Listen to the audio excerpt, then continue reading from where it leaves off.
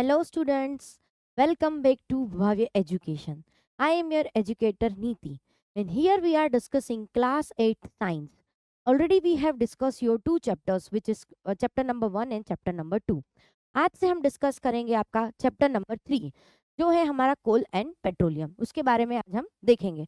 तो आज ये लेक्चर में हम क्या क्या देखने वाले हैं, हम देखेंगे मेनली नेचुरल रिसोर्सेज के बारे में। क्या देखेंगे? नेचुरल रिसोर्सेज के बारे में। हम देखेंगे टाइप्स ऑफ नेचुरल रिसोर्सेज, उसमें हम देखेंगे exhaustible and inexhaustible natural resources.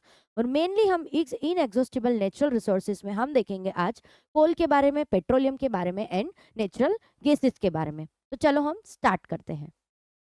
Okay, तो सबसे पहले हम देखते हैं नेचुरल रिसोर्स कि क्या होता है नेचुरल रिसोर्स, क्योंकि ये सारे पूरे चैप्टर में हम क्या डिस्कस करेंगे, नेचुरल रिसोर्सेज के जो टाइप्स है नेचुरल रिसोर्सेज के, हम जिसमें हम देखते हैं कोल आता है, पेट्रोलियम आता है और नेचुरल गैस आते हैं। मेनली ये पूरे चैप्टर में आज हम उन तीनों चीजों को डिस्कस करेंगे। तो सबसे पहले हम देखते हैं कि what is the natural resource. Natural resource होता क्या है?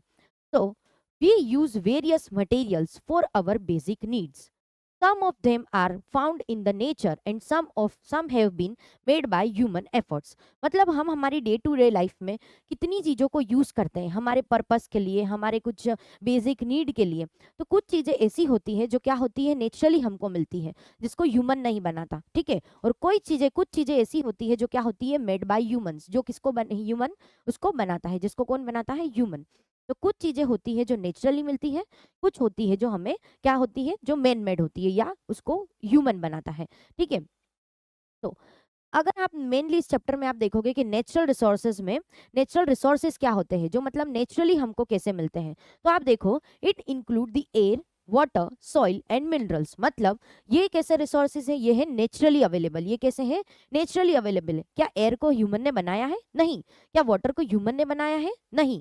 तो हम देखेंगे कि हमारा एयर है, हमारा वाटर है, सॉइल है और मिनरल्स है। ये क्या है? Since all this are obtained from the nature, they are called as the natural resource. इसको हम क्या बोलेंगे, नेचुरल रिसोर्स, क्योंकि ये क्या मिल रहे हैं हमको, नेचुरली मिल रहे हैं। कैसे मिलते हैं हमको, नेचुरली मिलते हैं। तो इसको हम क्या बोलेंगे, नेचुरल रिसोर्सेस। ओके, उसके बाद हम देखते हैं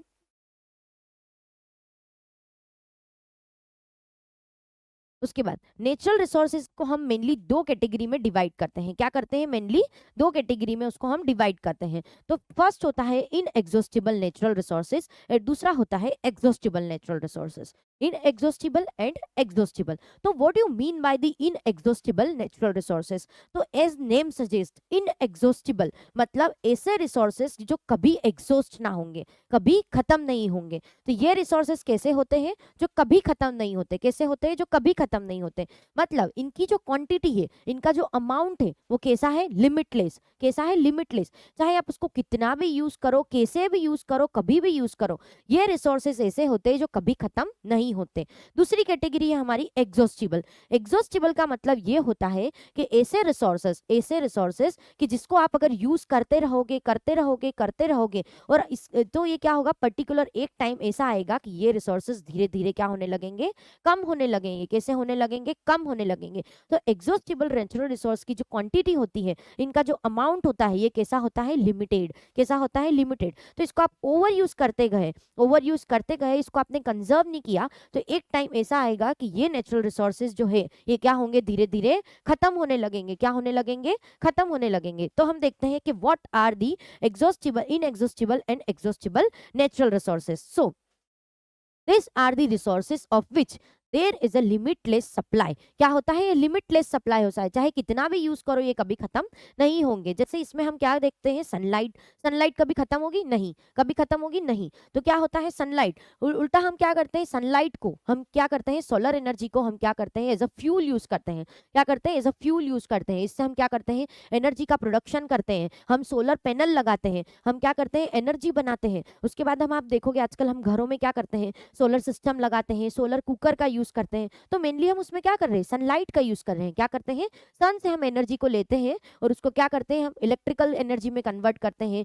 फूड एनर्जी, फूड के लिए जो हम खाना बनाते हैं, उसमें हम क्या करते हैं, मेनली सन को यूज करते हैं। सन की लाइट को क्या करते हैं, इन एनर्जी को हम क्या करते हैं, यूज करते हैं। तो अल्टीमेटली हम क्या कर रहे हैं, सनलाइट को एज अ फ्यूल यूज करते हैं। ओके, उसके बाद दूसरा हम देखते हैं एयर। एयर भी कैसा है, एक इनएग्जॉस्टिबल नेचुरल रिसोर्स है, ये कभी भी खत्म नहीं होगा, तो इसको आप कैसे भी यूज करो ये कभी खत्म नहीं होगा। उसके बाद आप देखते हो जैसे क्या है हमारा विंड पैनल, विंड जो होता है हमारा विंड पावर, उसमें आप देखते हो क्या होता है, विंड पावर को हम यूज करते हैं और क्या करते हैं, एयर की जो एनर्जी होती है हम क्या होता है एंड की एयर की एनर्जी को कन्वर्ट करते हैं इलेक्ट्रिकल एनर्जी में। विंड पावर में क्या होता है, मेनली एयर से जो एनर्जी आती है उसको हम क्या करते हैं, इलेक्ट्रिकल एनर्जी में कन्वर्ट करते हैं, ठीक है।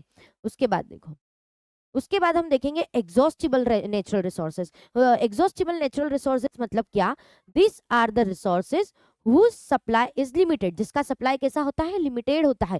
मतलब इसको आपको क्या करना पड़ेगा, प्रॉपरली ध्यान से यूज करना पड़ेगा। अगर आप इसका ओवर यूज करते गए, ओवर यूज करते गए तो एक टाइम कैसा आएगा, ये धीरे धीरे खत्म होने लगेंगे, ठीक है। तो the over use of this resource should be avoided. इसमें हम देखेंगे किस किस किस को हम देखते हैं इसमें, इसको हम कंसीडर करते हैं फॉरेस्ट। फॉरेस्ट क्या हो, फॉरेस्ट में क्या है, आप देखो अब होता क्या है कि जो हमारे फॉरेस्ट हैं धीरे धीरे अब आप देखोगे ऐसा होने लगा है कि हम क्या करने लगे, अब डिफोरेस्टेशन करने लगे हैं। मतलब हम क्या करने लगे हैं, पेड़ पौधों को, अब जो हमारे ट्रीज हैं इनको हम क्या करने लगे, अब काटने लगे हैं। हम क्या करने लगे हैं, डिफोरेस्टेशन। और हम जो फॉरेस्ट की जगह थी उसको हम क्या करते हैं, उस पर हम फैक्ट्रीज बनाते हैं, या फिर हम उसको रेसिडेंशियल पर्पस के लिए या फिर कमर्शियल पर्पस के लिए हम क्या करते हैं, फॉरेस्ट को यूज कर, मतलब फॉरेस्ट की जो जगह है उसको यूज करते हैं और डिफोरेस्टेशन करते हैं। तो धीरे धीरे क्या होगा, फॉरेस्ट जो है वो हमारे खत्म होने लगे हैं। क्या होने लगे हैं, हमारे खत्म होने लगे हैं। क्यों, क्योंकि मेन अपने क्या कर रहा है इंसान, हमारी जो उसकी जो नीड है उसके लिए क्या कर रहा है, धीरे धीरे फॉरेस्ट को कट कर रहा है। उसके बाद देखो वाइल्ड लाइफ। वाइल्ड लाइफ मतलब क्या, आजकल आप देखते हो हम क्या करते हैं, एनिमल को कंजर्व कर रहे हैं। हम वाइल्ड एनिमल के लिए क्या करते हैं, कितने सारे जो अलग अलग आप देखोगे क्राइटेरियाज है कि हम वाइल्ड एनिमल्स को क्या करें, कंजर्व करें। नहीं तो एक समय ऐसा आएगा कि वाइल्ड एनिमल क्या होंगे, एक्सटेंड होने लगेंगे। क्या होने लगेंगे, एक्सटेंड होने लगेंगे। जैसे कि आप देखोगे कि हमारा जो कहीं बिलियंस ईयर्स एगो, जब हमारा लगभग आप देखोगे 150 बिलियन ईयर्स एगो का अगर हम बात करें तो उस टाइम क्या था, हमारा जुरासिक पीरियड था। तो जुरासिक पीरियड के अंदर आप देखोगे कि डायनासोर प्रेजेंट थे। क्या थे, डायनासोर। लेकिन अभी आप देख रहे हो डायनासोर है नहीं, क्यों, क्योंकि डायनासोर क्या हो गए हैं, एक्सटेंड हो गए। क्या हो गए हैं, एक्सटेंड हो गए हैं। तो अब हम क्या करते हैं, वाइल्ड लाइफ को हम क्या करते हैं, कंजर्व करते हैं। हमें वाइल्ड एनिमल को कंजर्व करते हैं, वरना धीरे धीरे ये होगा कि टाइगर्स है, लायंस है, ये धीरे धीरे क्या होने लगेंगे, खत्म होने लगेंगे। और हो सकता है कि हमारी जो नेक्स्ट टू नेक्स्ट जनरेशन आए वो शायद ये एनिमल्स को देख ही ना पाए, उनको पता ही ना हो। जैसे कि डायनासोर, डायनासोर के बारे में अब हम क्या देखते हैं, जुरासिक पार्क मूवी देखते हैं, मूवी देखते हैं। उसके बाद हम कॉमिक बुक बुक को पढ़ते हैं, उससे हम अबाउट डायनासोर्स, डायनासोर्स के बारे में हम क्या करते हैं, जानकारी लेते हैं। तो ये होगा कि अगर हम इनको कंजर्व करेंगे तो हमारी जो नेक्स्ट टू नेक्स्ट जनरेशन है वो इसको देख पाएगी। वरना एक समय ऐसा भी होगा कि शायद वो भी कॉमिक बुक पढ़ेंगे about Lions, about tigers, about elephants. तो ये क्या है, हमें धीरे धीरे क्या करना पड़ेगा, इनको कंजर्व करना पड़ेगा, ठीक है। उसके बाद आप देखते हो कोल। कोल है हमारा, पेट्रोलियम है हमारा, नेचुरल गैस है जिसको हम मेनली आज के चैप्टर में डिस्कस करेंगे। ये भी क्या है, exhaustible natural resources. Natural resource इसलिए है क्योंकि ये क्या है, नेचुरली हमको मिलते हैं। और एग्जॉस्टिबल इसलिए है क्योंकि इनका जो अमाउंट है वो कैसा है, लिमिटेड है। कैसा है, लिमिटेड, ठीक है। तो अब हम डिस्कस करते हैं about coal, petroleum and natural gases one by one. तो सबसे पहले हम देखते हैं about coal. Coal, natural gases and petroleum पे जाने से पहले हम क्या देखेंगे, अबाउट फॉसिल फ्यूल्स, कि फॉसिल फ्यूल्स क्या होता है। फॉसिल फ्यूल्स क्या होता है, तो अभी तक हमने क्या देखा, नेचुरल रिसोर्सेज के बारे में देखा। उसके दो टाइप्स देखे हमने, एग्जॉस्टिबल एंड नॉन एग्जॉस्टिबल।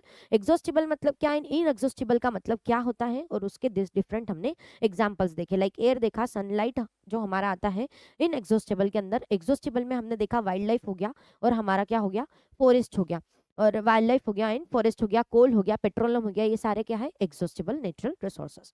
अब हम देखते हैं fossil fuel, what is the fossil fuels. तो फॉसिल और फ्यूज फ्यूल, इसके बारे में देखने से पहले सबसे पहले हम ये जो टर्म्स है फॉसिल एंड फ्यूल, उसको क्या करते हैं, हम अलग अलग समझते हैं। कि हम देखेंगे फॉसिल का मतलब क्या होता है सबसे पहले, और उसके बाद हम देखेंगे फ्यूल्स का मतलब क्या होता है। तो आप देखो फॉसिल्स क्या है, exhaustible natural resources like coal, petroleum, and natural gases. These were formed from the dead remains of the living organisms. मतलब कोल, पेट्रोलियम एंड द हमारा क्या है, नेचुरल गैस, ये क्या है, एग्जॉस्टिबल नेचुरल रिसोर्सेज है। लेकिन ये नेचुरल रिसोर्सेज हमें किससे मिले हैं, फोसील से मिले हैं। किससे मिले हैं? Fossils. And what you mean by the fossils? Fossils किसको बोलते हैं?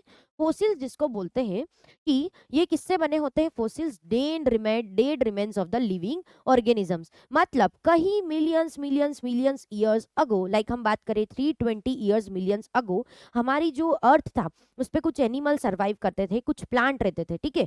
वो सिंपल टाइप के एनिमल्स थे, सिंपल टाइप के प्लांट्स हमारी अर्थ पे सर्वाइव करते थे। हर एक एनिमल का, हर एक प्लांट का, हर एक लिविंग ऑर्गेनिज्म का क्या है? अपना पर्टिकुलर लाइफ स्पेन होता है, ठीक है। तो उसकी डेथ होती है, या वो नेचुरली होती है या फिर कोई रीजन से होती है। तो होता क्या था, हुआ क्या था, ये एनिमल्स जो हमारे कई मिलियंस एगो, ईयर्स एगो हमारे जो अर्थ पे थे, सरवाइव करते थे, इनका क्या हुआ? डेथ हुआ। क्या हुआ? डेथ हुआ। और इनकी जो बॉडी थी, ये क्या हुआ? कंप्लीटली डीकम्पोज नहीं हुई, कंप्लीटली डीकम्पोज नहीं हुई, और धीरे धीरे धीरे क्या होने लगी? बरीड होने लगी, दबने लगी, नीचे नीचे नीचे जाने लगी। उसके ऊपर सॉइल के लेयर्स आने लगे, फिर से दूसरे ऑर्गेनिजम्स रहने लगे, वो भी मरे, फिर से उनकी डेड बॉडी क्या सॉइल में जाने लगी, फिर से दूसरे लिविंग ऑर्गेनिज्म रहे, उनकी जो बॉडी थी फिर से सॉइल के अंदर गई। तो ऐसा क्या हुआ? एक लिविंग और एक सॉइल का लेयर, एक डेड ऑर्गेनिजम्स थे, उनका जो बॉडी पार्ट्स थे, जो रिमेन बॉडी पार्ट थे, मतलब जिसका डीकम्पोज नहीं हुआ, डीकम्पोजिशन नहीं हुआ, जो कुछ बॉडी पार्ट्स उनके बच गए, वो क्या हुआ? धीरे धीरे धीरे सॉइल के अंदर दबने लगे, बरीड करने लगे। और एक टाइम ऐसा आया कि जो हमारी अर्थ है, अर्थ पे आप जैसे जैसे जैसे नीचे जाओगे, अर्थ के जो डिफरेंट लेयर्स होते हैं उसमें आप जैसे जैसे नीचे जाओगे, क्या होगा? टेम्परेचर और प्रेशर क्या होगा? बढ़ने लगेगा। क्या होगा? टेम्परेचर और प्रेशर जो है वो इंक्रीज करेगा। तो ये जो डेड ऑर्गेनिजम्स थे, डेड ऑर्गेनिजम्स के जो लिविंग, जो डेड रिमेन्स बचे थे, ऑर्गेनिजम्स जो रहते थे पहले, जब वो मर गए तब उनका जो जो रिमेन्स बचा, जो बचा हुआ पार्ट बच गया उनका, वो क्या था? धीरे धीरे अर्थ क्रस्ट में नीचे की साइड जमा होने लगा। और इससे क्या हुआ? एक टाइम ऐसा आया कि वहां पे ना कोई एयर था, प्लस क्या था? जो हमारा प्रेशर था, वो टेम्परेचर था, क्या था? बढ़ा हुआ था, ज्यादा था। उससे ये क्या होने लगे? फोसील में कन्वर्ट हुए। क्या हुए? फोसील में कन्वर्ट हुआ। तो फोसील को हम क्या बोलेंगे? जो डेड रिमेन ऑर्गेनिजम्स के जो डेड रिमेन्स है, वो क्या है? प्रिजर्व्ड है, प्रिजर्व्ड है, और क्या है? कंप्रेस्ड है। मतलब धीरे धीरे धीरे धीरे अगर वो प्रेशर से नीचे जाने लगे तो क्या होगा? वो फोसील में कन्वर्ट होने लगे। किससे कन्वर्ट होने लगे? फोसील में कन्वर्ट होने लगे। तो फोसील क्या है? अल्टीमेटली फोसील है हमारा dead remain of living organisms, कि जो पहले अर्थ पे रहते थे, धीरे धीरे जब वो मर गए तब क्या हुआ? उनकी बॉडी जो है वो फोसील में कन्वर्ट हुई।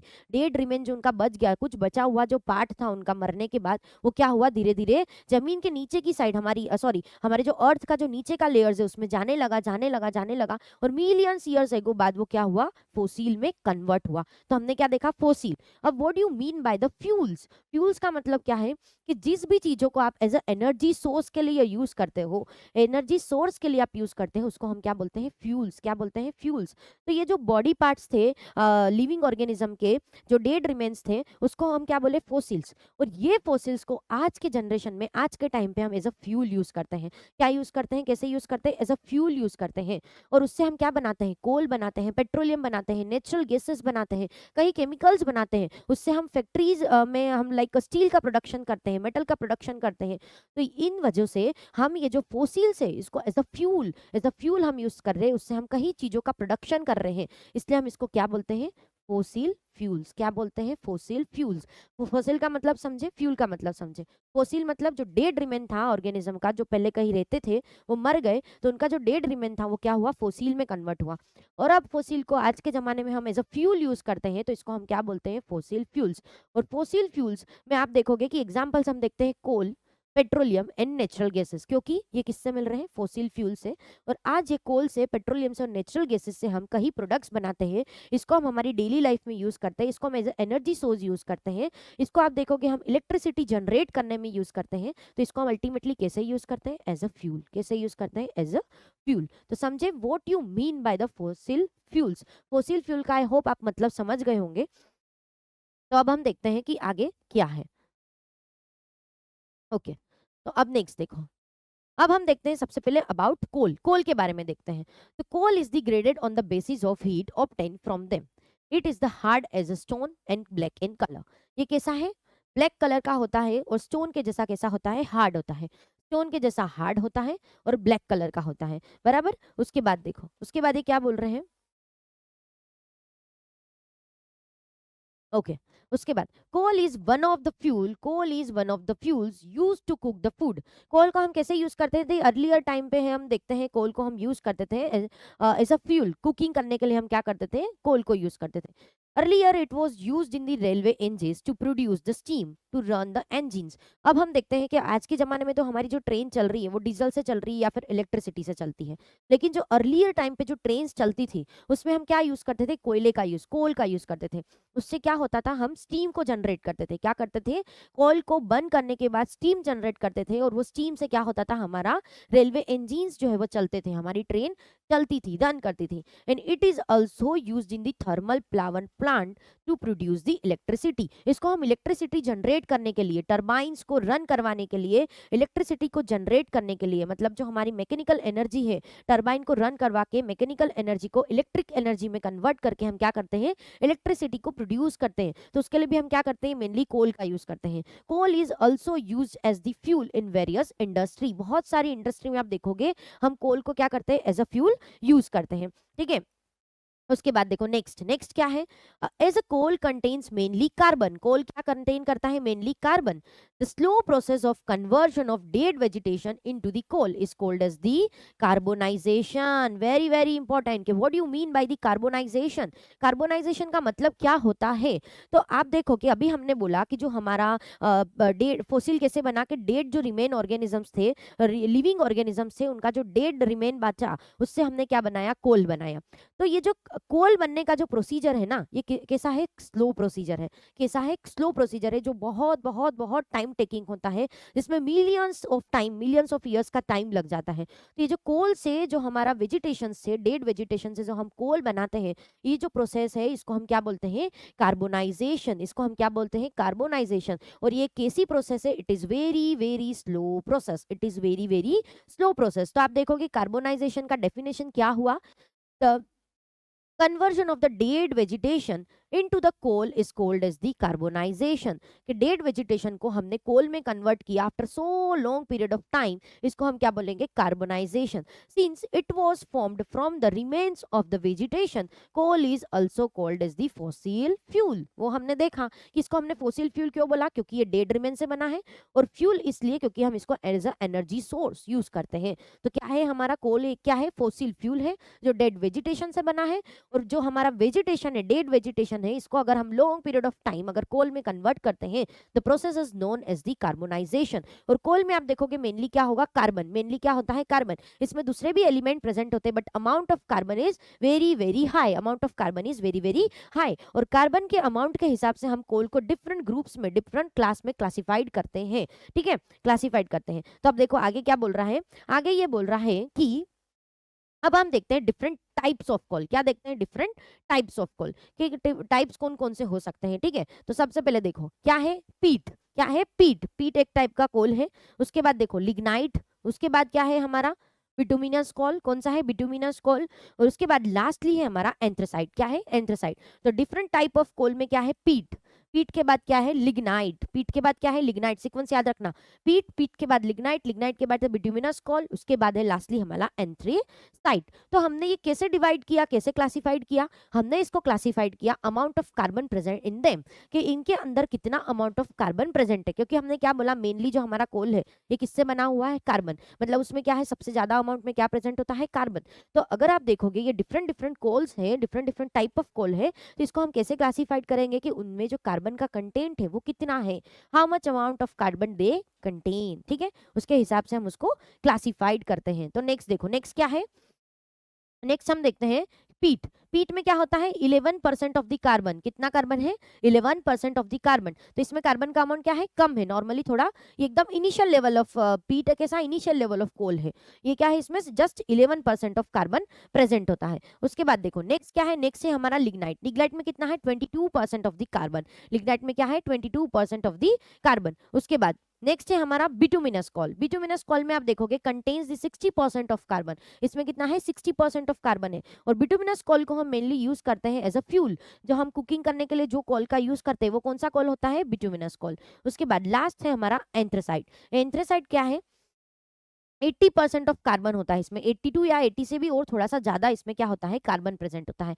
ये कैसा होता है, बेस्ट क्वालिटी ऑफ कोल है। ये कैसा है, बेस्ट क्वालिटी ऑफ कोल है। इसको हम मेनली यूज करते हैं इंडस्ट्री में, यूज करते हैं मेटल का प्रोडक्शन करने में, स्टील का प्रोडक्शन करने में हम किसको यूज करते हैं, एंथ्रेसाइट को यूज करते हैं। तो ये क्या बोल रहा है, it is out of all this anthracite is the best quality of coal. ये कैसा है, बेस्ट क्वालिटी ऑफ कोल है।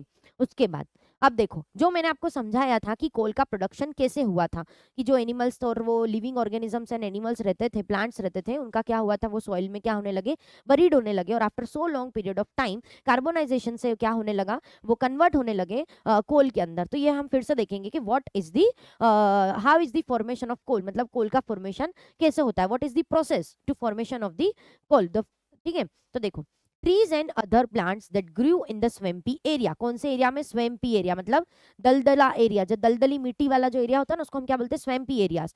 300 to 400 millions years ago, मतलब 300 to 400 millions year ago, जो प्लांट और ऑर्गेनिज्म या ट्री रहते थे, जो ट्रीज एंड प्लांट्स हमारे जो अर्थ पे रहते थे, वो क्या हुए, डाइड हुए, क्या हुए, उनका डेथ हुआ। तो क्या हुआ, उनका डेथ हुआ।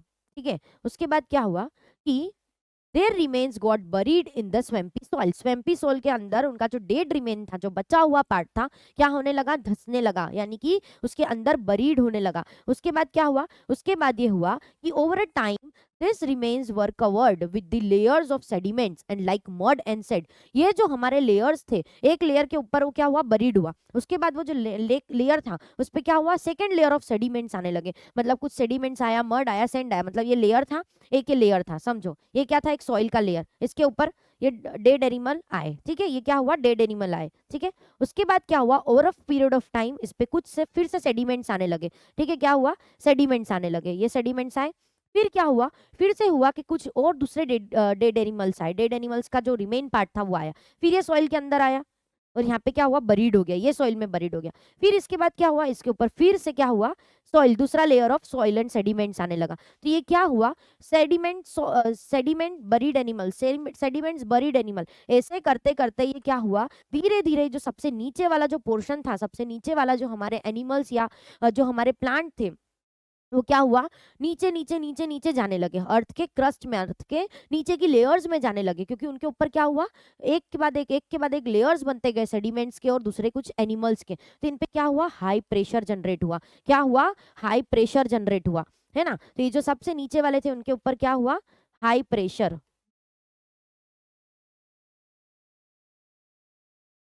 हाई प्रेशर जनरेट हुआ एंड हाई टेम्परेचर जनरेट हुआ। क्या हुआ, हाई प्रेशर जनरेट हुआ एंड हाई टेम्परेचर जनरेट हुआ। तो इसकी वजह से क्या हुआ, हाई प्रेशर और हाई टेम्परेचर की वजह से धीरे धीरे क्या होने लगे, वो कोल में कन्वर्ट होने लगे, क्या होने लगे, कोल में कन्वर्ट होने लगे। So over period of time this remain were covered with the layer of sediments like mud and sand. क्या हुआ, मड एंड सैंड से कवर होने लगा। उसके बाद धीरे धीरे क्या हुआ, उसके बाद देखो क्या होता है, उसके बाद क्या हुआ कि इन लो ऑक्सीजन कंडीशंस, तो अब क्या होगा कि देखो, जैसे सबसे पहले नीचे नीचे वाला लेयर था, उस पे क्या हुआ, प्रेशर इंक्रीज हुआ, प्रेशर इंक्रीज हुआ, प्लस जैसे जैसे आप नीचे जाओगे टेम्परेचर क्या होगा, बढ़ेगा। तो उसका टेम्परेचर बढ़ा, उसका प्रेशर बढ़ा, प्लस उसकी जो ऑक्सीजन के साथ जो लिंक था, मतलब ऑक्सीजन के साथ जो लिंक था, मतलब ऑक्सीजन का जो कंडीशंस था, वो क्या हुआ, उसके आसपास कम होने लगा। क्योंकि क्या है, एयर क्या है यहाँ पे प्रेजेंट है, एयर क्या है, सबसे ऊपर प्रेजेंट है। एयर अगर ऊपर एटमोस्फियर में प्रेजेंट है, तो क्या जो सबसे नीचे वाला जो हमारा सॉइल है, सबसे नीचे वाला जो हमारा डेड एनिमल का जो पोर्शन था, क्या उसको ऑक्सीजन मिलेगा, नहीं, उसको ऑक्सीजन नहीं मिलेगा।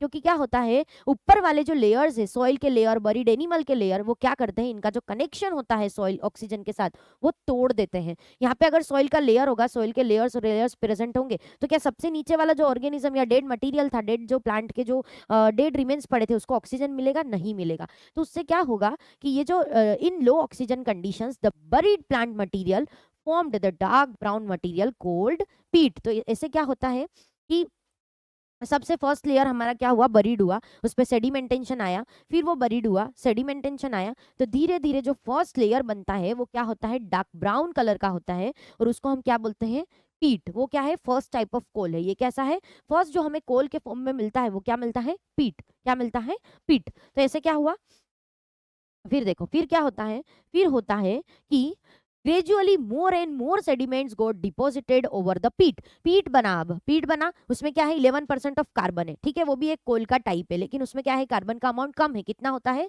11% होता है। तो अभी पीट के ऊपर क्या आने लगा, फिर से लेयर्स ऑफ सेडिमेंट्स आने लगे और लेयर्स आने लगे, एंड पीट was compressed between the layers. पीट जो है कंप्रेस होने लगा लेयर्स के बीच में, सेडिमेंट्स के जो लेयर्स थे उसके बीच में क्या हुआ, पीट कंप्रेस्ड होने लगा, and that sediments from the lignite. और उसके बाद क्या बना हमारा, पीट से बना लिग्नाइट। क्या बना, पीट से बना हमारा लिग्नाइट।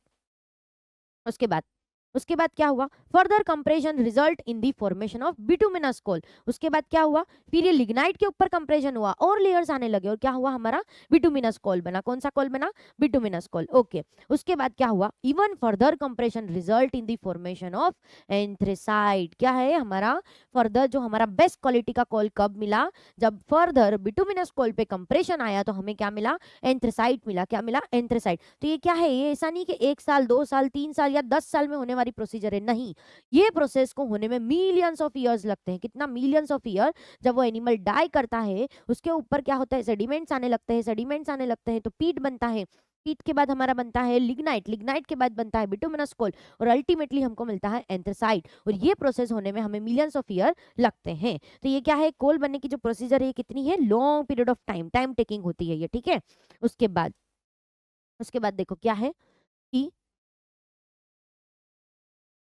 तो अभी हमने क्या डिस्कस किया, अबाउट कोल। क्या डिस्कस किया, अबाउट कोल। और कोल क्या है, एक नेचुरल रिसोर्सेज है, और कैसा है, एग्जॉस्टेबल नेचुरल रिसोर्स है, ठीक है। उसके बाद हम देखेंगे coke, coal gas and coal tar. तो what is coke, what is coal gas and what is coal tar. तो जब हम कोल को प्रोसीड करते हैं, तो हमें डिफरेंट मटेरियल्स, यूजफुल सब्सटेंस मिलते हैं। उसमें हम देखते हैं कि हमें कोक मिलता है, हमें मिलता है कोल गैस, एंड हमें मिलता है कोल टार। तो ये क्या है, जब हम कोल को क्या करते हैं, प्रोसीड करते हैं, तो डिफरेंट टाइप के हमें क्या मिलते हैं, कुछ सब्सटेंस मिलते हैं, मटेरियल मिलते हैं, जिसको हम क्या करते हैं, यूज करते हैं, ठीक है। जैसे कि आप क्या करोगे, इन सब्सटेंस को आप क्या करते हो, मेटल बनाने में, स्टील बनाने में यूज करते हो। इसके बाद आप इसको केमिकल्स के लिए, केमिकल्स बनाने के लिए यूज करते हो, पेंट्स बनाने के लिए, डाई बनाने के लिए यूज करोगे। उसके बाद आप देखते हो इसको हम क्या, रोड बनाने के लिए यूज करते हैं, इलेक्ट्रिसिटी जनरेट करने के लिए यूज करते हैं। तो ये क्या है, जब हम कोल को प्रोसीड करते हैं तो ये इंपॉर्टेंट मटेरियल मिलते हैं, जिसका भी हम हमारे डे टू डे लाइफ में यूज करते हैं। तो इसको हम क्या करते हैं, वन बाय वन अब देखते हैं। ओके, तो सबसे पहले हम देखते हैं क्या होता है कि जब हम क्या करते हैं, कोल को प्रोसीड करते हैं, तो coal is proceed further to obtain useful materials. Coal को हमने प्रोसीड किया तो हमें क्या मिलता है, यूजफुल मटेरियल। उसमें हमें क्या मिलता है, कोक मिलता है, उसके बाद हमको क्या मिलता है, कोल गैस मिलता है, और क्या मिलता है हमें, कोल टार। क्या मिलता है, कोक मिलता है, कोल गैस मिलता है, एंड क्या मिलता है, कोल टार। कैसे मिलता है, जब हम कोल को प्रोसीड करते हैं, कोल को बर्न करते हैं, हीट करते हैं, तो हमें क्या मिलता है, coke, coal gas and coal tar. तो सबसे पहले हम देखते हैं अबाउट कोक। कोक क्या होता है, ठीक है। तो कोक क्या है, it is the tough porous and black substance. ये क्या है, टफ होता है, पोरस होता है, और कैसा होता है, ब्लैक सब्सटेंस होता है, ठीक है। इस क्या है, it is an almost pure form of carbon. ये क्या होता है, प्योर फॉर्म होता है कार्बन का, ठीक है, प्योर फॉर्म ऑफ कार्बन।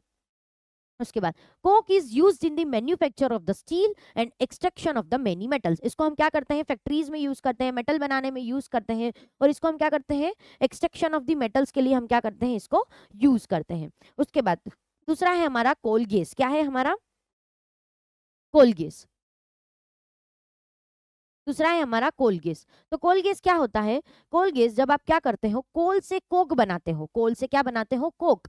जब आप कोल से कोक बनाते हो तो जो गैस रिलीज होती है उसको हम क्या बोलते हैं, कोल गैस। क्या बोलते हैं, कोल गैस, ठीक है। तो क्या है, coal gas is obtain during the processing of coal to get coke. मतलब कोल से जब कोक बनाया तो क्या मिला हमें, गैस मिला। वो कौन सा गैस है, coal gas. It is use the fuel in many industries. इसको हम क्या करते हैं, मेनी इंडस्ट्रीज में हम इसको यूज करते हैं एज अ फ्यूल। हम इसको यूज करते थे।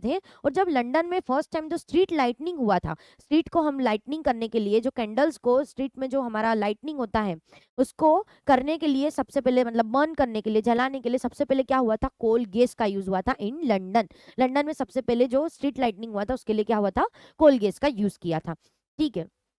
उसके बाद हमारा क्या है, कोल टार। तो कोक हमारा कैसा था, कोक हमारा एक सॉलिड सब्सटेंस था। कैसा था, सॉलिड सब्सटेंस था, जो ब्लैक था, पोरस था, ठीक है। कोल टार, कोल गैस नाम सजेस्ट क्या है हमारा, ये गैस फॉर्म में होता है। और कोल टार क्या है, कोल टार लिक्विड के फॉर्म में होता है। कैसे फॉर्म में होता है, लिक्विड के फॉर्म में होता है। ये आप देख सकते हो, this is the picture of coal tar. ये किसका पिक्चर है, कोल टार का पिक्चर है। अब देखो, it is a black thick liquid with an unpleasant smell. इसका स्मेल कैसा होता है, बहुत गंदा होता है, बैड सा स्मेल होता है इसका। और ये कैसा होता है, थिक लिक्विड है विथ अनप्लीजेंट स्मेल। उसके बाद products obtained from the coal tar are used as starting materials for the manufacturing of various substances। इसको हम क्या करते हैं, मैन्युफैक्चर्स करने के लिए, बहुत सारे सब्सटेंस को बनाने के लिए हम इसको एज अ स्टार्टिंग प्रोडक्ट क्या करते हैं, यूज करते हैं। जैसे कि कौन कौन से सब्सटेंस में हम इसको यूज करते हैं, ड्रग्स में यूज करते हैं, सिंथेटिक डाइज में इसको हम यूज करते हैं। उसके बाद हम नेप्थलीन बॉल, जो कपड़े के अंदर हम जो बोल सकते हैं, व्हाइट कलर का नेप्थलीन बॉल, जिससे हमारे कपड़े क्या रहते हैं, फ्रेश रहते हैं, लॉन्ग पीरियड ऑफ टाइम तक उसमें क्या होता है, वो तो अच्छे रहते हैं। तो उसके लिए हम क्या करते हैं, जो नेप्थलीन बॉल को यूज करते हैं, वो which is formed by the coal tar, वो किससे बना होता है, हमारा कोल टार से बना होता है। फिर एक्सप्लोसिव्स के बनाने के लिए हम इसको यूज करते हैं, और किसके लिए, पेंट्स करने के लिए, पेंट्स बनाने के लिए हम क्या करते हैं, कोल टार का यूज करते हैं। Okay, these days bitumen a petroleum product. तो बिटुमेन के बारे में हम अभी देखेंगे। ये क्या है, एक पेट्रोलियम प्रोडक्ट है। किससे बना होता है, पेट्रोलियम प्रोडक्ट से बना होता है, पेट्रोलियम से बना है। तो इसको हम क्या करते हैं,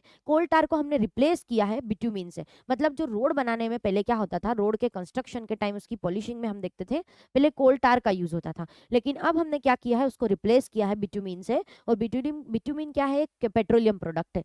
and it is used in the place of coal tar for the metalling of the road को पॉलिशिंग करने के लिए, उसके कंस्ट्रक्शन में हम किसको यूज करते हैं, बिटुमिन। और पहले क्या होता था, यूज कोल टार। ठीक है, ठीक है। तो अभी तक हमने क्या देखा, हमने देखा कोल। आज हमको क्या देखना है, पेट्रोलियम देखना है, और क्या देखना है, नेचुरल गैसेस।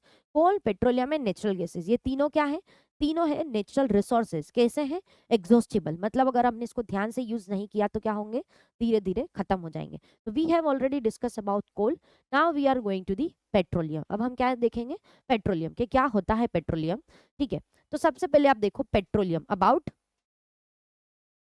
पेट्रोलियम। ठीक है, तो ये क्या है, petroleum. Don't confuse with petroleum with petrol. Petrol and petroleum क्या है, दो अलग अलग चीजें हैं। जब भी अपन पेट्रोलियम के बारे में बोलेंगे तो हो सकता है आपके माइंड में पेट्रोल के बारे में आप सोचो, but petroleum and petrol is different thing. जो पेट्रोल है वो हमें किससे मिलता है, पेट्रोलियम से मिलता है। तो पेट्रोलियम में आप देखोगे यूजफुल कई सारे सब्सटेंस होते हैं। इसमें ये क्या है, मिक्सचर ऑफ डिफरेंट सब्सटेंसेस। उसमें आप देखोगे एक हमारा पेट्रोल भी होता है, और एक हमारा क्या होता है, डीजल भी होता है। क्या होता है, डीजल भी होता है। तो पेट्रोलियम में डिफरेंट सब्सटेंस होते हैं, उसके अंदर हमारा पेट्रोल और डीजल भी आता है। तो पेट्रोल और डीजल क्या है, सब्सटेंस ऑफ पेट्रोलियम है, but they are different from petroleum, मतलब डिफरेंट होते हैं। पेट्रोल और पेट्रोलियम क्या है, अलग अलग है। ठीक है, petrol is used as a fuel in light automobile such as the motorcycles, scooters and cars. हम देखते हैं कि हम ऑटोमोबाइल्स में, यानी हमारे स्कूटर्स में, हमारी जो कार्स हैं, इसमें हम मेनली एज अ फ्यूल किसको यूज करते हैं, पेट्रोल को। और जो हेवी मोटर्स होती है, लाइक हमारी जो ट्रक्स होती है, ट्रैक्टर्स होती है, उसमें हम क्या यूज करते हैं, डीजल का यूज करते हैं। किसका यूज करते हैं, डीजल का यूज करते हैं।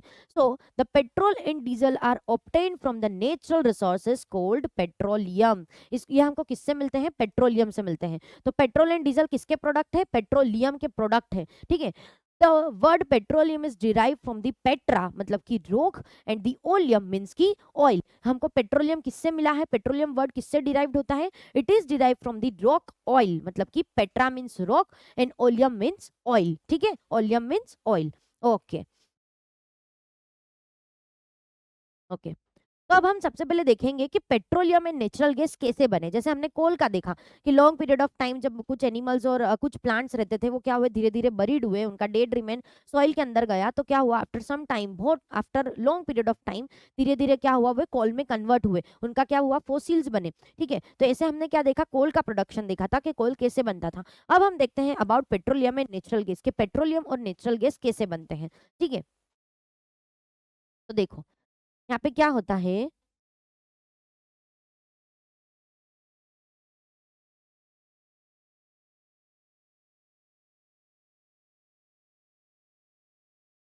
petroleum was formed from the organisms living in the sea। जैसे कि हमने उस चीज में क्या देखा था, हमने कोल में देखा था कि पेट्रोलियम किससे बनता है, अरे कोल में देखा था कि वो क्या होता था, डेड रिमेन्स ऑफ प्लांट, मतलब वो प्लांट का मैटर था, किसका मैटर था, प्लांट का मैटर था, वो धीरे धीरे कोल में कन्वर्ट होता था। लेकिन what about petroleum and natural gas, तो आप देखोगे कि पेट्रोलियम और नेचुरल गैस में क्या होता है, जो सी ऑर्गेनिजम्स होते हैं, जो मराइन ऑर्गेनिजम्स होते हैं, उनका जो वो जो मराइन ऑर्गेनिजम्स क्या होते हैं, धीरे धीरे उनकी जो डेड बॉडी, उनका जो डेड पार्ट है वो कन्वर्ट होता है हमारा पेट्रोलियम और नेचुरल गैस में। कैसे, देखो, as these organisms died, their bodies settled at the bottom of the sea and got covered with the layers of sand and clay। जैसे कि कोल में होता था वैसे ही कि प्लांट्स थे, वो उनकी बॉडी बरीड हुई सॉइल के अंदर, फिर कुछ सेडिमेंट्स आए, फिर कुछ दूसरे एनिमल्स की बॉडी आई, फिर सेडिमेंट्स आए, ऐसे लेयर्स ऑफ लेयर्स बनते गए। ठीक है, यहाँ पे क्या होता है कि same as the coal, but यहाँ पे होगा हमारा सी ऑर्गेनिजम्स, जो हमारे मराइन ऑर्गेनिजम्स है, वो एक समय पे वहां पे रहते थे। जब वो मरे, जब उनकी डेथ हुई, तब क्या हुआ, उनकी जो बॉडी थी वो क्या हुई, धीरे धीरे सी के बॉटम में सेट होने लगी, धीरे धीरे सी के बॉटम में सेटल डाउन होने लगी, और उस पे क्या आने लगा, covered with the layers of clay and sand, मतलब धीरे धीरे क्या हुआ, ये क्ले के जो लेयर्स है, सैंड के जो लेयर्स है, उसके ऊपर आने लगे। ठीक है, आप देखो यहाँ पे क्या हो रहा है, ये पिक्चर आप देखो, ये क्या है, ये डेड ऑर्गेनिज्म, जो सी ऑर्गेनिजम्स है, सी ऑर्गेनिज्म से क्या हुए, धीरे धीरे सेटल डाउन हुए ओशन के नीचे की साइड, एकदम नीचे के लेयर पे सेटल डाउन हुए। फिर धीरे धीरे क्या आया, उस पे ये सेंड का लेयर, क्ले का लेयर आने लगा। ठीक है, लेयर्स ऑफ लेयर्स उसके ऊपर आने लगे। उसके बाद क्या हुआ, ये लेयर्स क्या हुए, धीरे धीरे इनका भी क्या हुआ, इन पे प्रेशर बढ़ा, इनका क्या हुआ, टेम्परेचर बढ़ा। ठीक है, क्या हुआ, देखो कि धीरे धीरे नीचे सेटल डाउन हुए। उसके बाद क्या हुआ, over millions of years the absence of air, यहाँ पे एयर नहीं था। ठीक है, जैसे जैसे नीचे जाओगे, टेम्परेचर कैसा होगा, हाई होगा, प्रेशर कैसा होगा, हाई होगा, एयर क्या होगा, नहीं होगा, ऑक्सीजन नहीं होगा।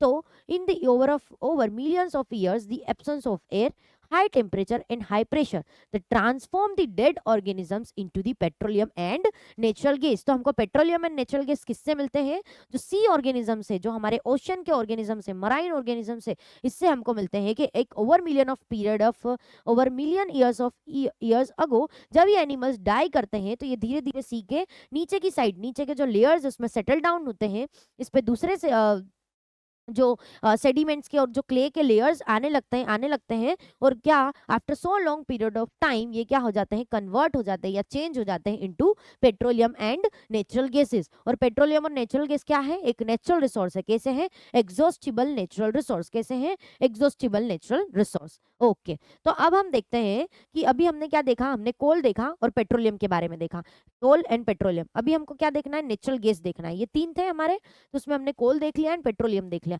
अब हम देखते हैं रिफाइनिंग ऑफ पेट्रोलियम। रिफाइनिंग का मतलब क्या है कि ये जो हमको पेट्रोलियम मिला है, ये कैसा है, मिक्सचर ऑफ सब्सटेंस इसमें प्रेजेंट है। मिक्सचर ऑफ क्या है, मटेरियल्स इसके अंदर, हम बोल सकते हैं कि बहुत सारे कॉन्स्टिट्यूट इसके अंदर प्रेजेंट होते हैं। जैसे कि इसके अंदर आप देखोगे पेट्रोल होता है, हमारा डीजल होता है, फिर हम एलपीजी हमारे घरों में यूज करते हैं, लिक्विफाइड पेट्रोलियम गैस, यानी कि जो वो गैस का जो बाटला बोलते हैं ना, बॉटल, गैस का जो बॉटल होता है, वो भी इसमें हम इसको कंसिडर करते हैं। उसके बाद हम आते हैं पैराफिन वेक्स आते हैं इसके अंदर। उसके बाद डिफरेंट फ्यूल्स आते हैं, बहुत सारे इसके अंदर क्या होते हैं, मिक्सचर्स प्रेजेंट होते हैं।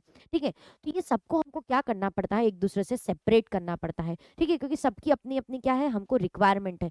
इन सब चीज़ों को हम डिफरेंट डिफरेंट पर्पज से क्या करते हैं, यूज़ करते हैं। जैसे हम एलपीजी को यूज़ करते हैं, हम क्या करते हैं, पेट्रोल को यूज़ करते हैं, हम डीजल को यूज़ करते हैं, हम पैराफिन वैक्स को यूज़ करते हैं। तो ये सारी चीज़ों को हम क्या करते हैं, अपने पर्पस के लिए यूज़ करते हैं। तो ये जो मिक्सचर ऑफ दिस थिंग्स है पेट्रोलियम में, इसको हमको क्या करना पड़ेगा, एक दूसरे से सेपरेट करना पड़ेगा। ठीक है, एक दूसरे से क्या करना पड़ेगा, अलग। और ये जो सेपरेशन की जो प्रोसेस होती है, इसी को हम क्या बोलते हैं, रिफाइनिंग। क्या बोलते हैं, रिफाइनिंग। रिफाइनिंग ऑफ पेट्रोलियम, मतलब पेट्रोलियम से जो सारे प्रोडक्ट्स है उनको एक दूसरे से अलग करना, this is known as the refining. क्या बोलेंगे हम उसको, रिफाइनिंग। तो petrol is a dark oily liquid. क्या है, एक डार्क ऑयली लिक्विड है।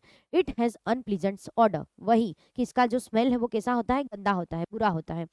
It is the mixture of various constituents such as the petroleum, petroleum gas, जो हमारा पेट्रोलियम गैस होता है, पेट्रोल होता है, डीजल होता है। उसके बाद देखो लुब्रिकेटिंग ऑयल है, पैराफिन वैक्स है। ये क्या है, ये सारे हमारे हैं mixture of constituent present in the petroleum. ये पेट्रोलियम के अंदर सारे प्रेजेंट है, इसको हम क्या करेंगे, एक दूसरे से सेपरेट करेंगे। क्या करेंगे, एक दूसरे से सेपरेट करेंगे। ठीक है, उसके बाद The process of separating the various constituent और fractions of the petroleum is known as the refining. इसको हम क्या बोलते हैं? refining. It is carried out in the petroleum refinery. ये आप देखोगे, ये पिक्चर में जो हमने रखा है स्लाइड में, ये क्या है? ये पिक्चर एक रिफाइनरी का है. क्या है? रिफाइनरी. मतलब यहाँ पे क्या होगा? रिफाइनिंग की प्रोसेस होगी. क्या होगी? रिफाइनिंग की प्रोसेस होगी, और जो भी कॉन्स्टिट्यूट पेट्रोलियम के अंदर प्रेजेंट है उसको हम क्या करेंगे? सेपरेट करेंगे एक दूसरे से. तो इसमें होता क्या है ना, मेनली जब हम पेट्रोलियम को निकालते हैं, जब हम सी के अंदर से, सी का जो लेयर्स है उसमें से जब हम पेट्रोलियम को निकालते हैं, तो उसमें क्या होता है? Mixture of this constitute present होता है. तो रिफाइनरी में जब हम इसको क्या, रिफाइनरी के अंदर हम इसको जब रिफाइनिंग करते हैं, मतलब इसको सेपरेट करते हैं, तो इसमें होता क्या है मेनली कि जो इसको हम क्या करते हैं? बॉईल करते हैं. एक पर्टिकुलर टेम्परेचर, लगभग 400 डिग्री सेल्सियस पे हम इसको क्या करते हैं? बॉईल करते हैं. क्या करते हैं? बॉईल, मतलब इतना ज़्यादा टेम्परेचर देते हैं. तो जो ये सब्स्टिट्यूट प्रेजेंट होते हैं, अलग अलग जो कॉन्स्टिट्यूट प्रेजेंट है, लाइक पेट्रोलियम है, पेट्रोल है, डीजल है, फिर हमारा ये पैराफिन वैक्स है, ये जो भी है ना, ये क्या होता है? इनका अपना अपना एक पर्टिकुलर बॉइलिंग पॉइंट होता है. क्या होता है? Boiling point. मतलब उस बॉइलिंग पॉइंट पे आके वो क्या करने लगते हैं? वेपर में कन्वर्ट होने लगते हैं. क्या होता है? वो धीरे धीरे वेपर में कन्वर्ट होने लगता है. तो मेनली हम इसमें रिफाइनिंग में करते क्या है कि हम मेनली रिफाइनिंग में क्या करते हैं, समझो कि हम रिफाइनिंग में क्या करते हैं? ऐसा कुछ होता है, ये रिफाइनरी मशीन समथिंग, और इसमें क्या होते हैं? डिफरेंट लेयर्स बने होते हैं. क्या होते हैं? डिफरेंट फ्रैक्शंस बने होते हैं, लेयर्स बने होते हैं. हम क्या करते हैं? ये सारे मिक्सचर को इसमें ऐड करते हैं, पेट्रोलियम को मतलब कि ऐड करते हैं, उसको 400 डिग्री, 400 सेल्सियस जितना क्या देते हैं? टेम्परेचर, मतलब इतना हाई टेम्परेचर देते हैं. और हर एक जो फ्रैक्शन है, हर एक जो हमारा ये सब्स्टिट्यूट है, कॉन्स्टिट्यूट है, इसका क्या होता है? अपना अपना बॉइलिंग पॉइंट होता है. तो जिसका बॉइलिंग पॉइंट, और क्या होगा? बॉइलिंग पॉइंट पे आने के बाद वो क्या करने लगेंगे? वेपर में कन्वर्ट होने लगेंगे. तो धीरे धीरे क्या होता है कि जिसका बॉइलिंग पॉइंट सबसे कम होता है, कि समझो एक एग्जाम्पल के लिए लेते हैं हम, किसी का बॉइलिंग पॉइंट है 50 डिग्री, 50 डिग्री सेल्सियस है, तो वो क्या होगा? सबसे पहले क्या हो जाएगा? वेपर में कन्वर्ट होगा. उसके बॉइलिंग पॉइंट पे आने के बाद वो वेपर में कन्वर्ट होगा, और वो क्या होगा? यहाँ पे सेटल डाउन होगा. कहाँ पे होगा? फर्स्ट लेयर पे सेटल डाउन होगा.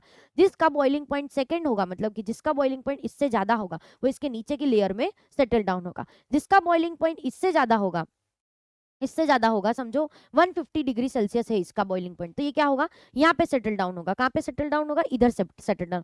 और अल्टीमेटली लास्ट में हम देखेंगे 400 डिग्री सेल्सियस जिसका टेम्परेचर होगा, वो सबसे बॉटम में, सबसे नीचे सेपरेट होगा. और क्या होगा? ये सारे वेपर बन जाएंगे, लेकिन हम इसको क्या करेंगे? कंजर्व करेंगे, और उसके बाद हम क्या करेंगे? इसको वन बाय वन सेपरेट करेंगे. और ऐसे हमको क्या मिलेगा? ये सारे जो डिफरेंट प्रोडक्ट्स है, जो कॉन्स्टिट्यूट है, ये हमको मिलेंगे. और इसी को हम क्या बोलते हैं? रिफाइनिंग. क्या बोलते हैं? रिफाइनिंग. के इन सबको हमने उनके उनके बॉइलिंग पॉइंट के हिसाब से सेपरेट किया, और सेपरेट करने के बाद हम उसको क्या करते हैं? अलग अलग कर देते हैं. सेपरेट करने के बाद हम हमको अपने पर्पस के लिए क्या करते हैं? यूज करते हैं. और इसमें भी कुछ होता है कि जो नीचे होता है वो कुछ रिमेन्स भी बच जाते हैं, उसको भी हम अलग से क्या करते हैं? सेपरेट कर देते हैं. क्या करते हैं? हम सेपरेट कर देते हैं. तो this all process is known as the refining, in which the we separate the all constitute from each other. हम क्या करते हैं? सारे कॉन्स्टिट्यूट को एक साथ अलग अलग कर देते हैं, सेपरेट कर देते हैं एक दूसरे से. ठीक है. अब आगे देखो क्या होता है. आगे देखो, ये है कुछ कॉन्स्टिट्यूट्स ऑफ पेट्रोलियम, जो अभी हमने डिस्कस करे वही सारे, कि क्या है पेट्रोलियम के अंदर. आप क्या देखोगे? एलपीजी होता है, लिक्विफाइड पेट्रोलियम गैस, जिसको हम क्या करते हैं? हमारे घरों में यूज करते हैं फॉर कुकिंग के लिए, या फिर जो भी है कुछ इंडस्ट्रीज में भी ये यूज होते हैं. उसके बाद देखो पेट्रोल, जिसको हम क्या करते हैं? ऑटोमोबाइल्स में यूज करते हैं एज अ फ्यूल. जिसको हम क्या करते हैं? हमारे बाइक्स में, गाड़ी में, मोटर्स में, इसको हम क्या करते हैं? यूज करते हैं. और एज वेल एज इसको हम क्या करते हैं? ड्राई क्लीन में भी यूज करते हैं. मतलब जो कपड़े खराब हो जाते हैं, तो जब हम इसको क्या करते हैं?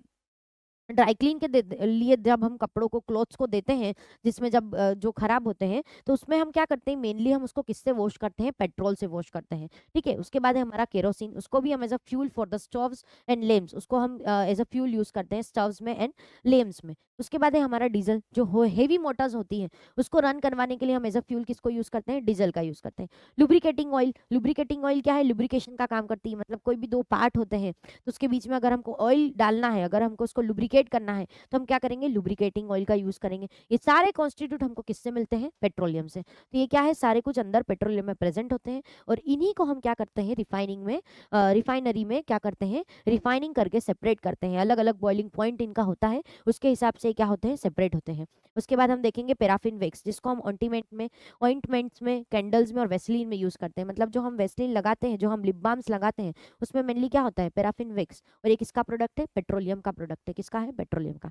उसके बाद बिटुमिन, जो मैंने आपको पहले बोला था कि हम कोल टार को सब्स्टिट्यूट कर रहे हैं विद द बिटुमिन। तो बिटुमिन क्या है? ये हम किससे मिला है? हमको पेट्रोलियम से मिला है। इसको हम क्यों यूज करते हैं? पेंट्स के लिए यूज करते हैं, रोड के सरफेसिंग के लिए। मतलब रोड को हम एक पॉलिशिंग करते हैं, मतलब रोड के कंस्ट्रक्शन में हम किसको यूज करते हैं? बिटुमिन को यूज करते हैं। ओके, अब देखो वही सारी चीजें हम पिक्चर्स के फॉर्म में देखेंगे। लाइक ये क्या है? एलपीजी गैस है। इसको हम क्या करते हैं? As a domestic fuel in the liquefied form, जो हमारे घरों में यूज होता है एज अ फ्यूल। उसके बाद देखो ये क्या है? हमारा पेट्रोल। पेट्रोल हम क्या यूज करते हैं? As a fuel. हम ऑटोमोबाइल्स में इसको यूज करते हैं, as well as dry cleans में इसको हम यूज करते हैं। उसके बाद ये क्या है? हमारा केरोसिन, जो ये लैंप बनाने में, स्टोव को हम क्या करने में, फ्यूल करने में हम क्या करते थे? केरोसिन का यूज होता था। डीजल है अगेन इन दी, हम उसको यूज करेंगे फॉर द व्हीकल्स के जो फ्यूल के लिए, मतलब हेवी जो मोटर्स होते हैं उसके फ्यूल के लिए हम इसको यूज करते हैं। और एज अ जनरेटर भी हम क्या करते हैं? इसको यूज करते हैं। Fuel oil, it is the power station and sheep. इसको हम कहाँ यूज करते हैं? पावर स्टेशन में एंड शीप्स में यूज करते हैं। लुब्रिकेटिंग ऑयल, ये क्या करता है? लुब्रिकेट करने का काम करता है। उसके बाद आप देखोगे पैराफिन वैक्स जो होता है, उसको हम कैसे यूज करते हैं? उसको हम यूज करते हैं कैंडल्स में यूज करते हैं। फिर हम वेस्लीन्स में यूज करते हैं। उसके बाद हम ये ऑइंटमेंट बनाने में क्या करते हैं? हम पैराफिन वैक्स का यूज करते हैं। तो ये सारे क्या है? Different constitute of the petroleum और उसके डिफरेंट यूजेस। ठीक है, ओके। और मैं मेकिंग रोड्स में हम किसको यूज करते थे? बिटुमिन को। ओके, तो ठीक है, अभी तक क्या देखा हमने? अभी तक हमने देखा कोल के बारे में एंड पेट्रोलियम के बारे में। कोल एंड पेट्रोलियम का हमने क्या देखा? फॉर्मेशन के, कैसे वो मिले। जैसे कोल हमको किससे मिल रहा था? प्लांट से मिल रहा था, plant dead remains of plant से मिलता था। और पेट्रोलियम हमको कैसे मिला? Dead remain of living organism, मतलब कि सी ऑर्गेनिज्म से हमको मिला था। उसके बाद now we are going to discuss about natural gas. अब हम क्या देखेंगे? Natural gas. क्योंकि हम क्या आज देखने वाले थे? Mainly coal, petroleum and natural gas. हमने कोल एंड पेट्रोलियम देख लिया, अब हम देखेंगे नेचुरल गैस। नेचुरल गैस, और ये तीनों क्या है? नेचुरल रिसोर्सेज है। किस टाइप के नेचुरल रिसोर्सेज है? Exhaustible natural resources. अब देखते हैं नेचुरल गैस पे जाने से पहले हम देखते हैं अबाउट पेट्रोकेमिकल्स। क्या होता है हमारा पेट्रोकेमिकल्स? क्या है ये पेट्रोकेमिकल्स? सो देखो, many useful substances are obtained from the petroleum and natural gases. These are termed as the petrochemicals. कुछ यूजफुल सब्सटेंस हमको किससे मिलते हैं? बहुत सारे यूजफुल सब्सटेंस हमको मिलते हैं पेट्रोलियम से एंड नेचुरल गैसेस से। पेट्रोलियम एंड नेचुरल गैसेस से। और वो सब्सटेंस को हम क्या बोलते हैं? पेट्रोकेमिकल्स। इसको हम क्या बोलेंगे? पेट्रोकेमिकल्स। जो पेट्रोलियम और नेचुरल गैस से हमको डिराइव्ड हुए हैं, तो ऐसे केमिकल्स को, ऐसे सब्सटेंस को हम बोलेंगे पेट्रोकेमिकल्स। क्या बोलेंगे? Petrochemicals. Okay, okay. So many useful substances are obtained from the petroleum and natural gases. These are termed as the petrochemicals, and these are used in the manufacture of detergents, जिसको detergents बनाने के लिए हम use करते हैं, fibres बनाने के लिए यूज करते हैं, पॉलिस्टर बनाने के लिए। लाइक फाइबर्स में हम देखेंगे कौन से? पॉलिस्टर हो गया, नायलॉन हो गया, एक्रेलिक हो गया, और ऐसे कई सारे फाइबर्स बनाने के लिए हम यूज करते हैं। उसके बाद हम पॉलीथीन बनाने के लिए यूज करते हैं, और मेन मेड प्लास्टिक्स बनाने के लिए हम क्या करते हैं? नेचुरल गैसेज एंड पेट्रोलियम का यूज करते हैं। और इसको हम जो ऐसे कुछ उनसे डिराइव्ड हुए सब्सटेंस का हम यूज करते हैं, और इसको हम क्या बोलते हैं? पेट्रोकेमिकल्स। इसको हम क्या बोलते हैं? Petrochemicals. Okay, hydrogen gases obtained from the natural gases is used in the production of the fertilizer. Fertilisers जो हमने देखा था चैप्टर नंबर 1 में देखा, चैप्टर नंबर 2 में भी हम फर्टिलाइजर्स के बारे में हमने डिस्कशन किया कि कैसे ये हमारे लिए हेल्पफुल होते हैं, कैसे हम इसको सॉइल में ऐड करते हैं, हमारे जो क्रॉप की जो प्रोडक्शन है उसको इंक्रीज करते हैं। ठीक है, क्रॉप प्रोडक्शन के लिए क्या होता है? हम इसको यूज करते हैं, फार्मर्स इसको यूज करते हैं। तो ये जो फर्टिलाइजर है इसको हम कैसे किससे मिलता है हमको? तो जो हाइड्रोजन गैस मिलती है हमें नेचुरल गैस से, उससे हम क्या बनाते हैं? फर्टिलाइजर हम बना सकते हैं। तो hydrogen gas obtain from the natural gas is used to production of the fertiliser, मतलब कि urea. Due to its greater commercial importance, the petroleum is also called as the black gold. इसको हम क्या बोलेंगे? ब्लैक गोल्ड बोलेंगे। क्या, क्यों ऐसा? इसको हम ब्लैक गोल्ड क्यों बोलेंगे? क्या बोलेंगे हम पेट्रोलियम को? Black gold. क्योंकि आप देख रहे हो कि यहाँ पे हम वेरियस पर्पस के लिए क्या करते हैं?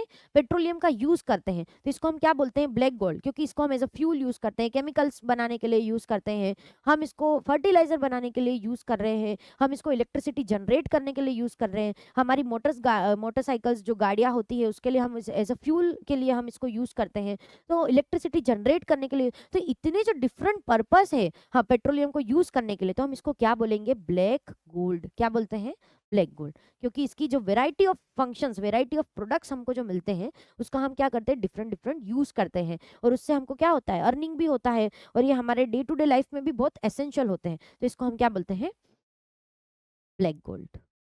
ओके, अब हम देखेंगे अबाउट नेचुरल गैस, कि नेचुरल गैस क्या होता है। Natural gas is very important fossil fuel because it is easy to transport through pipe. Natural gas जो होता है उसको हम क्या करते हैं, ये पाइप के थ्रू हम इजीली उसको ट्रांसपोर्ट करा सकते हैं, इजीली हम उसको एक जगह से दूसरी जगह क्या कर सकते हैं, भेज सकते हैं, ट्रांसपोर्ट करवा सकते हैं, क्योंकि हम उसको कैसे करते हैं, पाइप में पैक करके क्या करते हैं, हम उसको ट्रांसपोर्ट करवाते हैं, इसलिए ये क्या है कि इंपॉर्टेंट फॉसिल फ्यूल है। Natural gas is stored under the high pressure as compressed natural gas.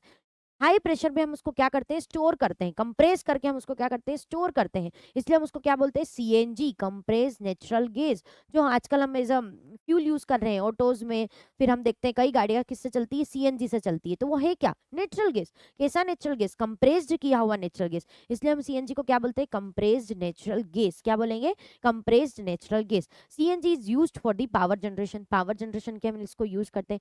It is now being used as a fuel for the transport vehicles, vehicle के ट्रांसपोर्टेशन के लिए हम उसको यूज करते हैं, मतलब व्हीकल में उसको एज अ फ्यूल हम यूज करते हैं, because it is less polluting, इसलिए क्या होता है, लेस पॉल्यूटिंग होता है। ये क्या करता है, मतलब ये इतना हार्मफुल, मतलब इतना ज्यादा ये पॉल्यूशन क्रिएट नहीं करता है, ये क्या होता है, लेस पॉल्यूटिंग होता है।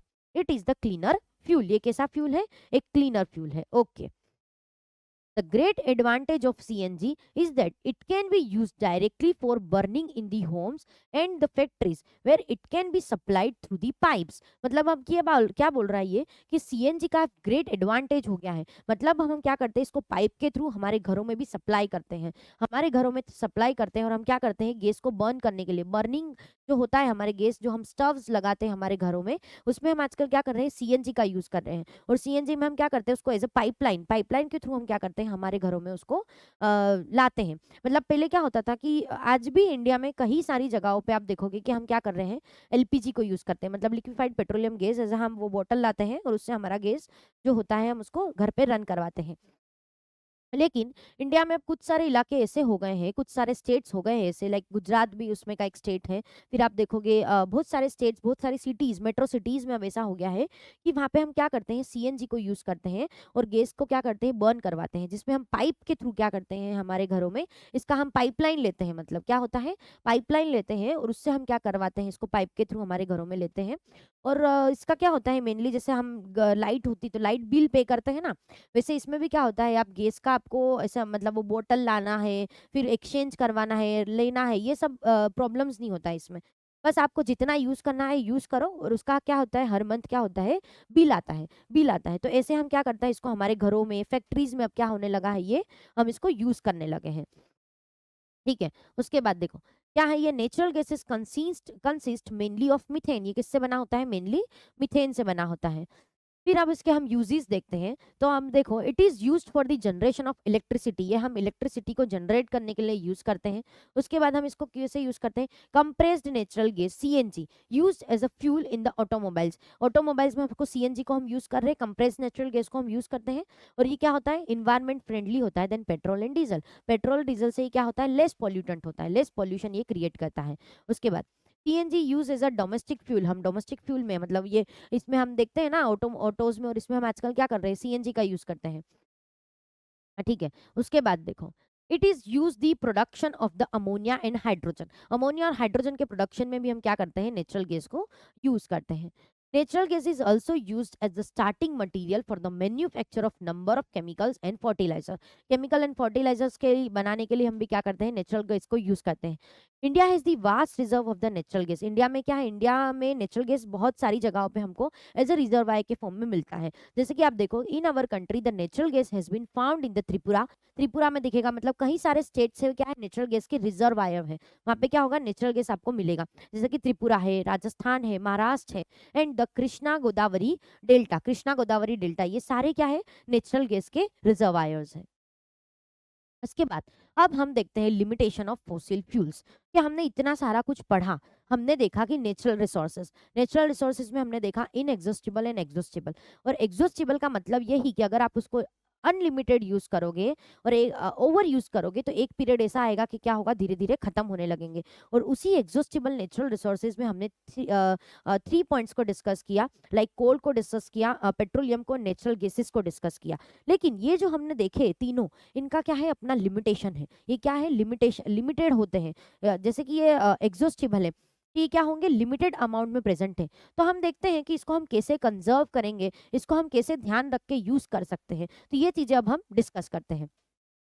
ये क्या होता है, लिमिटेड अवेबिलिटी इन दी नेचर। इनका जो अमाउंट है भले ही ये बहुत ज्यादा है, लेकिन अगर आप इसको ओवर यूज करोगे और बेमतलब अगर आप इसको यूज करोगे तो क्या होगा कि फ्यूचर जनरेशन हो सकता है कि ये सब चीजों से उनको ये चीजें ना मिल पाए। हो सकता है कि शायद वो मोटरसाइकिल्स या फिर बाइक्स के बदले क्या करने लगे, साइकिल पे जाना पड़े। क्यों? क्योंकि हो सकता है कि डीजल पेट्रोल फ्यूल जो हमें मिल रहा है वो कम हो जाए, खत्म हो जाए। तो हमें क्या करना पड़ेगा, इसके लिए हमें ध्यान रखना पड़ेगा कि हम कैसे इन चीजों को मेंटेन करें, कैसे हम चीजों को ओवर यूज ना करें और कैसे इसको ठीक से यूज करें।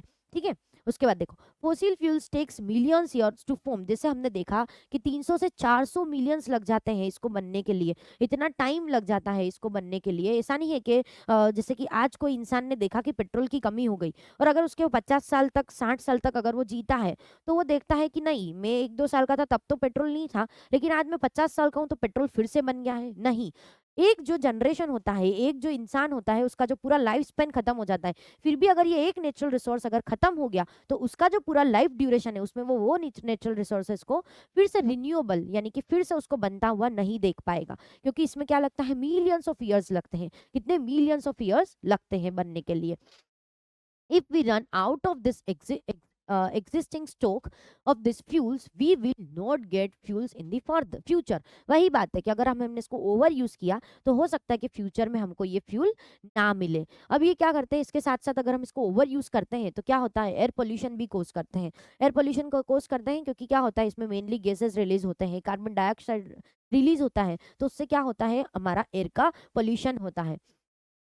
उसके बाद use of fossil fuels adds the many undesirable substances called as the pollutants. ये क्या करते हैं, कार्बन डाइऑक्साइड को, कार्बन मोनोऑक्साइड को, सल्फर ऑक्साइड को, ऐसे कुछ पॉल्यूटेंट्स को क्या करते हैं, हमारे नेचर में, हमारे जो इन्वायरमेंट है उसमें क्या करते हैं, ऐड करते हैं। और उससे क्या होता है, हमारा एटमोस्फियर खराब होता है, एयर पोल्यूशन होता है। ठीक है, उसके बाद this pollutants adversely effect the life of organism. इससे हमें क्या होता है, अस्थमा की प्रॉब्लम हो सकती है, मेनी रेस्पिरेटरी डिजीज होते हैं। तो ये सब क्या होता है, ये हमारी लाइफ को अफेक्ट करते हैं। क्या करते हैं, ऑर्गेनिज्म की लाइफ को अफेक्ट करते हैं।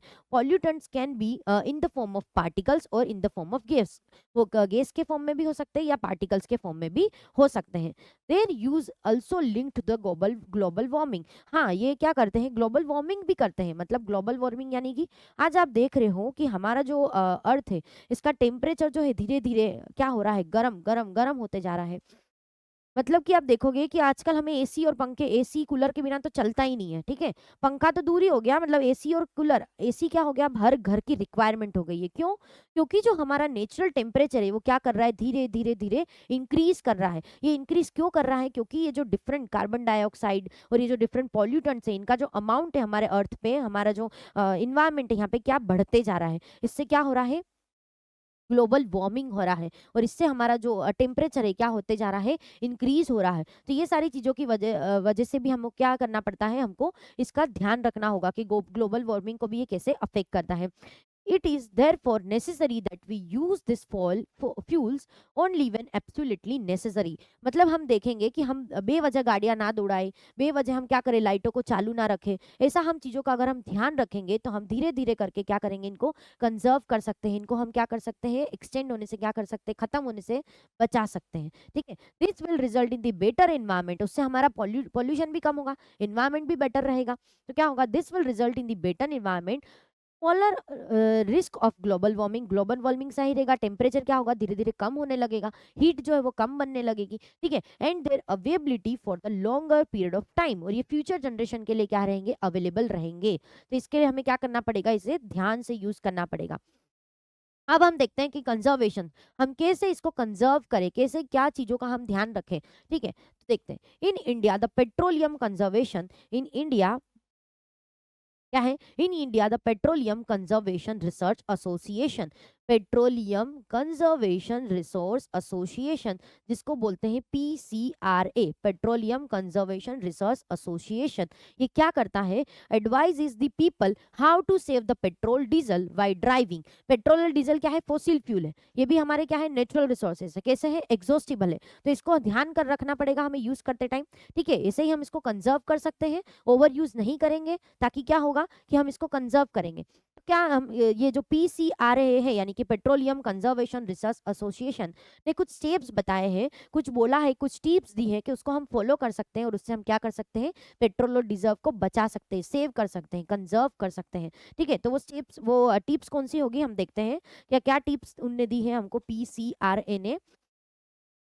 Drive at the constant and moderate speed as far as possible. हम क्या करेंगे? ड्राइव करेंगे कांस्टेंट स्पीड पे, मतलब स्पीड को ज्यादा बढ़ाएंगे नहीं, स्पीड को क्या कम ज्यादा नहीं करेंगे, ताकि क्या होगा? एक कांस्टेंट स्पीड पे अगर हम मेंटेन रहेंगे और ऐसे ड्राइव करेंगे, तो क्या होगा? हमारा जो फ्यूल है वो कम जलेगा, फ्यूल को हम क्या करेंगे? कम जलाएंगे। Switch off the engine at the traffic lights और at the place where you have to wait. अगर आपको ट्रैफिक सिग्नल आता है, या फिर आपको कोई प्लेस पे रुक के वेट करना है किसी के लिए या कोई चीज के लिए, तो आप क्या करोगे? उस टाइम पे अपनी गाड़ी को बंद कर दोगे, ताकि क्या होगा? हमारा जो फ्यूल है वो बेमतलब जलेगा नहीं। ठीक है, तो उससे भी हम क्या कर सकते हैं? हमारे फ्यूल्स को बचा सकते हैं। उसके बाद ensure the correct tyre pressure. आप क्या करोगे? जो हमारा जो गाड़ी का टायर होते हैं, उसको आप उसका जो प्रेशर है उसको क्या करोगे? इंश्योर करोगे, मतलब उसको करेक्टली रखोगे, ताकि उससे क्या होगा कि जो हमारा गाड़ी है वो अच्छा माइलेज देगा, और अच्छा माइलेज देगा तो हमारा क्या होगा? जो फ्यूल है वो कम जलेगा। क्या होगा? हमारा फ्यूल कम जलेगा। Ensure the regular maintenance of vehicle. Vehicle का हम क्या करेंगे? रेगुलर मेंटेन करेंगे, उसको उसका मेंटेनेंस करेंगे। इससे क्या होगा? जो एयर पोल्यूशन है वो क्या होगा? धीरे धीरे कम होगा। उससे क्या होगा? एयर पोल्यूशन से हम उसको बचा सकते हैं। ठीक है, उसके बाद conservation of fossil fuels can be done by, और हम कैसे उस कंजर्व कर सकते हैं? वॉक मोर। हम गाड़ियों का कम इस्तेमाल करें, कम यूज करें, और हम क्या करें? जहां से हो सकता है कम डिस्टेंस पे अगर हमको जाना है तो हम वॉक करके जाएं। ठीक है, जितना गाड़ियों का हम कम यूज कर सकते हैं उतना कम करें, ताकि हम फ्यूल को सेव कर सकते हैं। उसके बाद देखिए, case the public transportation more often. हम देखें कि हम कहीं जगह अगर समझो कोई एक फैमिली फंक्शन है और अगर हमको जाना है, अगर भले ही आपके सबके पास अलग अलग गाड़ियां होगी, हो सकता है फोर व्हीलर हो या टू व्हीलर हो या जो भी हो, तो आप क्या करोगे कि अलग अलग गाड़ियां ना ले जाके, अगर हो सकता हो तो आप एक ही गाड़ी में ट्रांसपोर्ट करो, ताकि क्या होगा? फ्यूल ज्यादा ना जले। ठीक है, आप देखो हम क्या करेंगे? पब्लिक ट्रांसपोर्ट का अगर यूज करें, हम ज्यादा गाड़ियों का अपना कार्स का इसका ना यूज करके पब्लिक ट्रांसपोर्टेशन का यूज करेंगे, तो हम क्या करेंगे? इससे भी हमारे फ्यूल को बचा सकते हैं। उसके बाद be energy conscious with your power in the home. हम चाहे कहीं भी जाए कभी भी, तो हम क्या ध्यान रखेंगे कि हमारी घर की लाइट्स ऑन तो नहीं है। हम टाइम टू टाइम देखेंगे, ध्यान करेंगे, बंद करेंगे उनको, लाइट ऑन करके नहीं छोड़ेंगे। इससे भी क्या होगा? हमारी फ्यूल एनर्जी को, इलेक्ट्रिक एनर्जी को, इलेक्ट्रिसिटी को हम क्या कर सकते हैं? बचा सकते हैं। ओके, उसके बाद use the alternate source of the energy. हम टाइडल एनर्जी, टाइडल पावर को यूज करें। उसके बाद हम विंड एनर्जी को यूज करें, उससे इलेक्ट्रिसिटी जनरेट करें। ठीक है, उसके बाद हम सोलर एनर्जी को यूज करें, घरों में हम सोलर पैनल लगवाएं। ठीक है, हम ताकि क्या करें? सोलर एनर्जी को यूज करें, उससे हम हो सकता है इलेक्ट्रिसिटी, जैसे कि हम अगर देखते हैं हमारे घरों में हम गीजर का यूज करते हैं, तो हम इलेक्ट्रिक वाले गीजर का यूज ना करते, अगर सोलर एनर्जी वाले गीजर का यूज करें, कि जो सोलर एनर्जी को यूज करके हमारे पानी को गर्म करना है, तो उससे क्या होगा? हमारी एनर्जी बचेगी, इलेक्ट्रिक एनर्जी बचेगी, और सोलर एनर्जी को हम इस तरह हमारे घरों में भी यूज कर सकते हैं। सोलर कुकर का यूज करके हम क्या कर सकते हैं? खाना बना सकते हैं। बहुत सारे इंस्ट्रूमेंट्स आजकल निकले हैं जिसको जो यूज करते हैं सोलर एनर्जी को, तो ऐसे हम सोलर एनर्जी को यूज करेंगे। उसके बाद हम क्या करेंगे? न्यूक्लियर एनर्जी को यूज करेंगे। And to meet our fuel and energy needs, to meet our मतलब हम क्या करें? Tidal energy, wind energy, solar energy, nuclear energy को यूज करके हम क्या कर सकते हैं? हमारी एनर्जी नीड को पूरी कर सकते हैं। ठीक है, तो this is all about today's chapter. आज के चैप्टर में हमने क्या देखा? नेचुरल रिसोर्सेज के बारे में देखा, एग्जॉस्टिबल नेचुरल रिसोर्सेज के बारे में देखा, इनएग्जॉस्टिबल नेचुरल रिसोर्सेज के बारे में देखा। एग्जॉस्टिबल नेचुरल रिसोर्सेज जो हमारे चैप्टर का नाम था, कोल पेट्रोलियम, तो हमने उसमें देखा कोल के बारे में, पेट्रोलियम के बारे में, नेचुरल गैसेस के बारे में देखा, कोल एंड पेट्रोलियम के formations, coal petrol natural gas के फॉर्मेशंस के बारे में देखा। उसके बाद हमने देखा कि हम कैसे कंजर्व कर सकते हैं नेचुरल गैसेस को, हमारे पेट्रोल को, डीजल को, ये सारी उसकी डिफरेंट मेथड्स हमने देखी। उसके बाद हमने देखा कि हमें PCRA जो हमारे हैं रिसर्च, उनने हमें जो स्टेप्स दिए हैं वो कैसे कैसे स्टेप्स को हमको फॉलो करना चाहिए। तो ये सारी चीज़ें आज के हमने इस चैप्टर में डिस्कस की।